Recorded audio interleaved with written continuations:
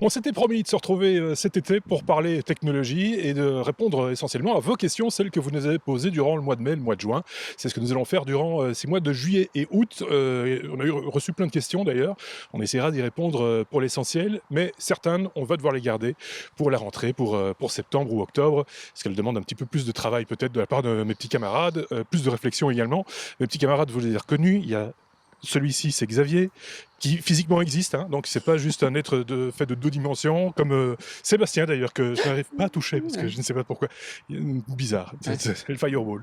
Donc voilà, on va vous parler technologie. Alors on commence avec une première question, si vous le voulez bien, posée par Burnote220, un de nos fidèles auditeurs, qui nous posait des questions, enfin qui nous demandait d'expliquer plutôt ce que c'était les différents types de raids. Qui commence? Alors, je vais commencer, surtout une question sévèrement burnote. Oui, Donc, le raid, c'est quoi avant d'aller directement dans tous les détails Mhm. des différents raids. Le raid, alors c'est un truc qui est encore relativement jeune, pour nous, parce on est plus si jeune.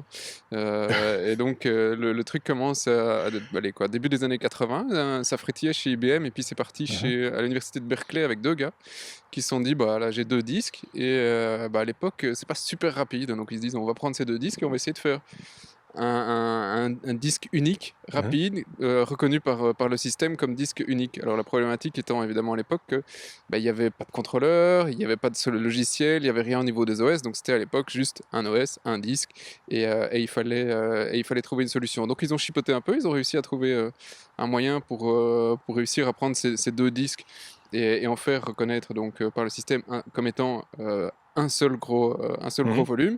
Mais après, évidemment, quand ils ont réussi et ils ont eu de très bonnes performances, ça on reviendra sur les différents types de raids, ils ont eu d'autres problématiques à gérer qui ont eu nécessité beaucoup d'autres recherches parce que deux gros disques pour en faire un seul, ça voulait dire aussi la possibilité que deux fois plus que de possibilités que ça s'éclate. Mhm. Donc ça, c'était un gros problème. Alors après, après les recherches de base, on est parti sur différents types de possibilités pour faire tes raids, Mhm. dans le sens où il y a tu peux faire un raid en logiciel.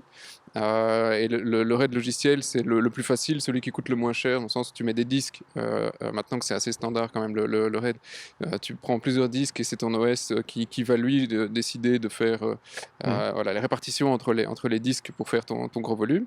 La problématique d'un RAID logiciel, c'est qu'évidemment, c'est le temps CPU que tu vas C'est consacrer ça, à ouais. gérer ça, et donc ta machine sera moins performante. Voilà, c'est à mettre en comparaison avec du RAID semi-logiciel ou complètement hardware. Le semi-logiciel, en général, c'est les RAID qu'on va trouver sur les cartes mères, qui disent toujours, en gros, sur la boîte, Compatible, c'est RAID un 5, RAID etc. Ouais, machin, ouais. et c'est du RAID. On se dit, c'est sur la carte mère, c'est du RAID hardware, Mais en du fait, pas matériel. tout à En fait, fait, en c'est fait. pas tout à fait, c'est Ouais. un truc similé entre les deux, parce que dans ces cartes mères, t'as pas de puce de contrôleur dédié. C'est ça. Et donc, on va reporter en seulement le besoin en mémoire et le besoin en CPU Ouais. sur le CPU réel. Donc, tu vas perdre des performances. Et puis après, il y a évidemment tout ce qui est plus professionnel. Et là, on a sur des cartes physiques RAID sur Ouais. lesquelles tu connectes tous tes disques. On n'est plus sur la carte mère. Et qui, eux, vont pouvoir te permettre de faire tous les différents types de RAID. Et qui, alors, ont des processeurs et ont de la mémoire partagée.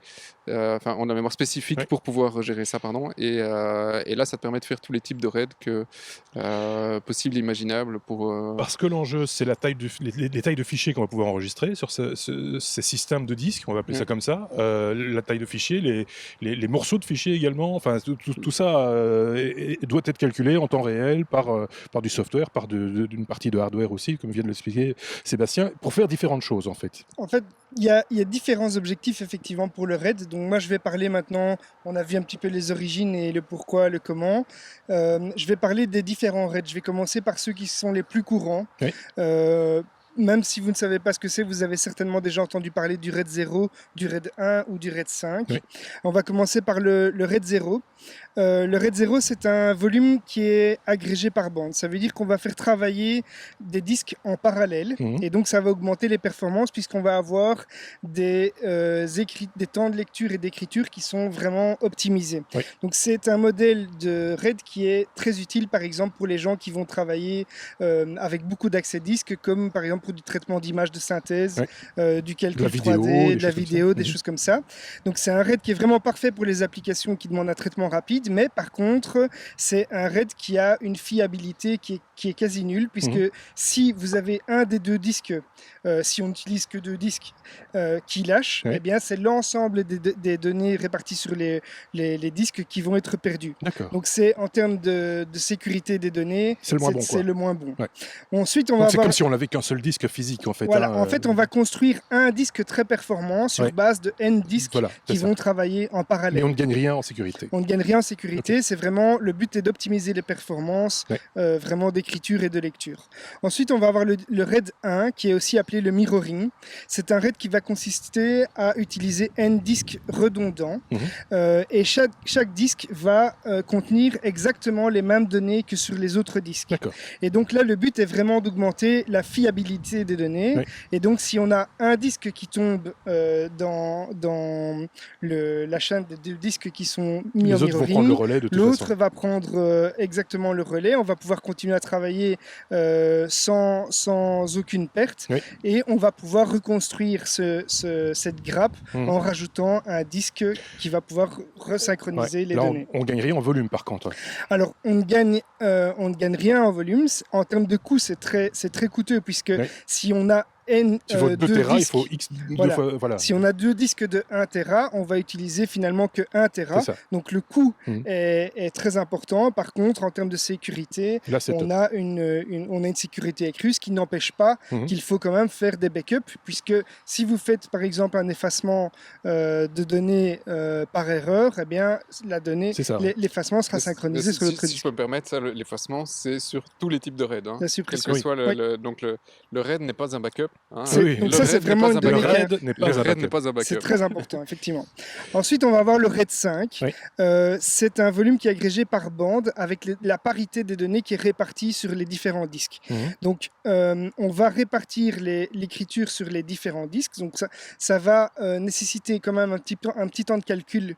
Donc, en termes de performance, on va diminuer un petit peu les performances. Par contre, on va avoir une sécurité accrue de nouveau comme le mirroring, puisqu'on va répartir les données sur les différents disques et ça va permettre de perdre un disque sur les N disques utilisés. Il va falloir au minimum 3 disques pour faire du RAID 5. Le plus fréquemment, on utilise 4 disques ou plus. Et en termes de coûts, on commence à optimiser un petit peu les coûts, puisque finalement, si on prend un exemple de 4 disques d'1 Tera, on va avoir un espace utile de quasiment 4 Tera moins 1, donc 3 Tera utiles. Quel est le bénéfice là c'est le meilleur des deux mondes. Alors le bénéfice, c'est on va pouvoir augmenter un petit peu la vitesse de lecture. En termes d'écriture, c'est un petit peu moins performant parce qu'il y a quand même un calcul de parité qui doit se faire. Ensuite, en termes de sécurité, on a une sécurité qui est accrue, un petit peu comme l'offre le mirroring, puisque si on a un disque qui tombe en panne, on a toujours les données qui sont disponibles et on va pouvoir reconstruire ce RAID en rajoutant le disque qui est tombé en panne seulement. Et on va optimiser les coûts, puisque au lieu d'avoir un disque sur deux qui est utile comme dans le mirroring. Ici, on va avoir par exemple, sur 4 disques, on va avoir 3 disques utiles. Donc, proportionnellement, même si le coût total d'acquisition est plus élevé, proportionnellement, c'est moins coûteux puisqu'on optimise les disques en les utilisant. D'accord. Si je peux rajouter un petit truc sur le RAID 5, parce que c'est assez... je t'en prie. C'est assez intéressant de savoir comment ils calculent ça, parce que c'est assez simple, en fait, la parité. Je ne suis pas sûr que tout le monde comprenne aussi facilement... Enfin, tous ceux qui sont pas dans exemple simple, vas-y. Un exemple, donc tu prends un disque, on va juste stocker une donnée, c'est-à-dire un 1. Mhm. Et donc tu as le 1 sur le premier disque, un 0 sur le deuxième, un 1 sur le troisième, Ouais. et tu vas faire la parité, on va dire, bah voilà, on va arriver sur le quatrième disque, on va stocker que bah, c'était un 1. D'accord. Et donc si tu enlèves un de ces disques, Mhm. tu peux recalculer ce qui manque avec D'accord. les autres, parce que tu dis, ben voilà, c'est simple, c'est pair ou impair. Mhm. Ben non, et donc tu peux recalculer. Mais si tu perds deux disques, Ah, oui, tu, vas là, tu ne sais voilà, plus le c'est ça. calculer. Et donc La sécurité est la relative, sécurité est relative ouais. à un seul disque, C'est malheureusement, ça, parce ouais. qu'après, tu ne sais plus le calculer. Ouais. Il te sur faut cette 2 parité. disques sur 3 pour pouvoir recalculer Voilà. voilà, ok. C'est très clair. Ensuite, Ensuite, on va rentrer dans les raids un petit peu moins courants. Et là, Mhm. je vais quand même prendre mes notes parce que c'est un petit peu plus technique. Donc, on va avoir par exemple le raid 6, Mhm. qui est une évolution du raid 5, qui va accroître la sécurité encore en utilisant N informations redondantes au lieu de une seule information redondante. Et donc, dans les faits, il s'agit souvent de 2 disques qu'on va pouvoir perdre. En cas D'accord. de faille. La sécurité est plus grande, mais le coût du matériel est donc Oui, plus là, élevé ouais. et la vitesse est encore diminuée un petit peu, Mhm. puisque la puissance CPU ou la puissance nécessaire au niveau du contrôleur va être importante au niveau du calcul de D'accord. redondance des données. Donc les défauts majeurs de ce modèle-là, c'est les temps d'écriture qui sont plus longs Mhm. et surtout en cas de reconstruction des données, si on perd 2 disques, là le temps de recalcul. reconstruction va être vraiment extrêmement Ouais, long. c'est ça. Ensuite, on va avoir les raids combinés. On parle là du raid 0,1 ou bien 0 plus 1, Mhm. ou alors le raid 10 ou 1 plus 0. D'accord.